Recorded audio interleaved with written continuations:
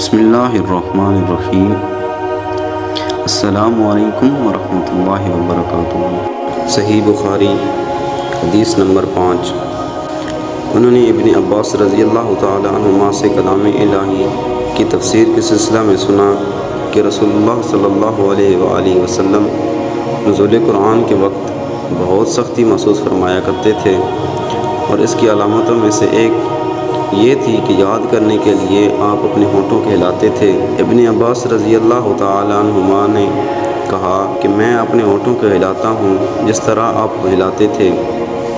سعید کہتے ہیں میں بھی اپنے ہونٹوں کو ہلاتا ہوں جس طرح ابن عباس رضی اللہ تعالی عنہما کو میں نے ہلاتے دیکھا۔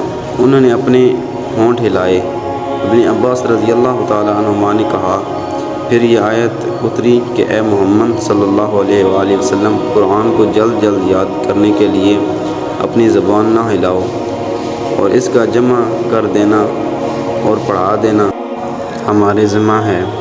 حضرت ابن عباس رضی اللہ تعالی عنہما کہتے ہیں یعنی قرآن آپ صلی اللہ علیہ وآلہ وسلم کے دل میں جما دینا اور پڑھا دینا ہمارے ذمہ ہے۔ پھر جب ہم پڑھ چکیں تو اس پڑھے ہوئے کی اتباع کرو۔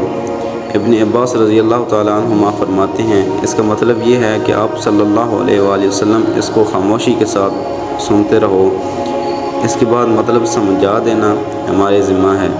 پھر یقیناً یہ ہماری ذمہ داری ہے کہ آپ اس کو پڑھو، یعنی اس کو محفوظ کر سکو۔ چنانچہ اس کے بعد جب آپ کے پاس حضرت جبرائیل علیہ السلام وحی لے کر آئے تو آپ توجہ سے سنتے، جب وہ چلے جاتے تو رسول اللہ صلی اللہ علیہ وآلہ وسلم اس وحی کو اس طرح پڑھتے جس طرح حضرت جبرائیل علیہ السلام نے اسے پڑھا تھا۔